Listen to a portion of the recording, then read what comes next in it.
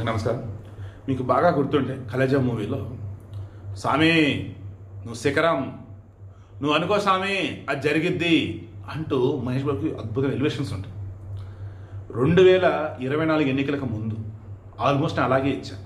ఏమని, మీరు చంద్రబాబు నాయుడిని గెలిపించండి, కూటమి ప్రభుత్వాన్ని ఎన్నుకోండి, నాయుడు గవర్నమెంట్ వస్తుంది, నిరుద్యోగులకు ఉద్యోగాలు వస్తాయి, పేదవారికి ఉపాధి అవకాశాలు లభిస్తాయి, రోడ్లు పడతాయి, అండ్ ఇన్ఫ్రాస్ట్రక్చర్ డెవలప్ అవుతుంది, ఫారెన్ నుంచి పెట్టుబడులు వస్తాయి, అండ్ ప్రాజెక్టులు కంప్లీట్ అవుతాయి. ఇవే చెప్పారా లేదా?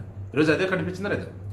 Job calendar last year mega DSC ఇచ్చినప్పుడు మీలో చాలామంది అని ఉన్నారు. డిఎస్సి సంబంధించి నేను వీడియో ఇస్తున్నప్పుడు నిజమైన డిఎస్సి ప్రిపేర్ అయ్యే వాళ్ళు మరి వైసీపీ నాకు తెలియదు, కామెంట్ కొంతమంది ఘోరంగా ఉండే, కొంతమంది పద్ధతిగా ఉండే.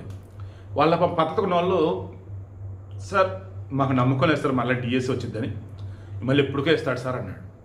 నేను అన్నా, లేదండి ఖచ్చితంగా నెక్స్ట్ ఇయర్ ఉండిద్దండి, నన్ను నమ్మండి అన్న. ఎలా చెప్తున్నారు సార్ అన్నారు. సరే ఓపెన్ అవుతున్నానండి, లోకేష్ టీంతో నాకు బాగా సన్నిహిత సంబంధం, వాళ్ళు తెలుసండి, వాళ్ళు చెప్పారండి అన్న. అండ్ లోకేష్ అటు ఓపెన్గానే చెప్పున్నాడు, చంద్రబాబు నాయుడు చెప్పున్నారు.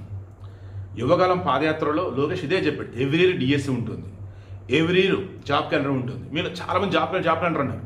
సెటరేడ్ అవ్వాలి కదా, సెటరేడ్ అని ఇప్పుడు జాబ్ క్యాలెండర్ ఇచ్చేశారు. 10,060 పోస్టులు. రేపు మే 15 first notification. Higher education council, higher education సంబంధించి అంటే యూనివర్సిటీకి సంబంధించి పోస్టులు ఫస్ట్ అవి. తర్వాత మే 15 కదా, నెక్స్ట్ ఆగస్ట్ 15 వచ్చేసి గ్రూప్ 1 హోంశాఖ అన్నప్పుడు పోలీసు కానిస్టేబుల్కి సంబంధించి, ఎస్ఎల్కి సంబంధించి అదొకటి, అండ్ ఇతర శాఖలు చిన్న చిన్నవి. మే 15, ఆగస్ట్ 15, సెప్టెంబర్ 15 వచ్చేసి గ్రూప్ 2 ఉద్యోగాలు అండ్ ఇంజనీరింగ్ డిపార్ట్మెంట్ అండ్ ఇతర శాఖలు కొన్ని. ఇక కీలకమైన డిఎస్సి ఇది ఆగస్ట్ 15 ఇవ్వబోతున్నారు, క్షమించాలి అక్టోబర్ 15. మే 15 ఫస్ట్ నోటిఫికేషన్ అండి, August 15 second notification, September 15 third notification, October 15 fourth notification. ఈ అక్టోబర్ 15 మనకి అవసరమైంది ఏది, డిఎస్సికి సంబంధించి. అండ్ మరలా రిక్వెస్ట్ చేస్తున్నాను, లోకేష్ ప్లీజ్ అండి, ప్రజెంట్ వెల్ఫేర్ స్కూల్స్లో పనిచేస్తున్నారు, tribal welfare, social welfare, BC welfare, అలా వీళ్ళలో అవుట్సోర్సింగ్ వాళ్ళు, కాంట్రాక్ట్ ఉద్యోగులు ఉన్నారట. వాళ్ళు ఎగ్జామ్ రాసి మెరిట్ మీదే వచ్చారట. అయితే వాళ్ళకి పర్మనెంట్ చేయండి, లేదా మినిమం టైం స్కేల్ ఇచ్చి గౌరవ వేతనం అనేది వాళ్ళకి కల్పించండి.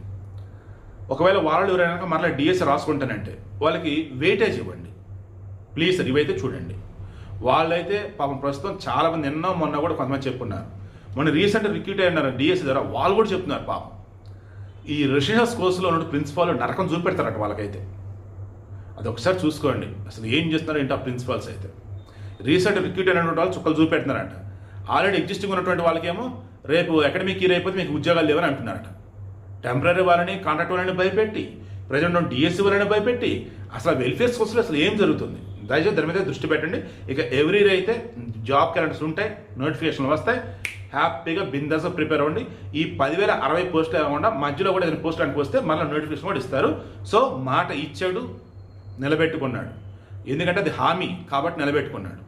ఇప్పుడు చెప్పండి, 2023 నుంచి పదే నేను చెప్పింది, వైసీపీ రాదు, జగన్కి పాలన చేత కాదని ప్రూవ్ చేసుకున్నాడు. ఇక చంద్రబాబు నాయుడు ముఖ్యమంత్రి అయితేనే ఏపీ బాగుంటుంది నేను చెప్పింది నిజమా కాదా? నిరుద్యోగులకు సంబంధించి ఎవరి జాబ్ కార్డు ఉంటుందని చెప్పా, వచ్చిందా లేదా? ఇక మొదలెట్టండి, ఓకేనా? నోటిఫికేషన్లు వచ్చేస్తాయి, హ్యాపీగా చక్కగా ప్రిపేర్ అవ్వండి. All the very best.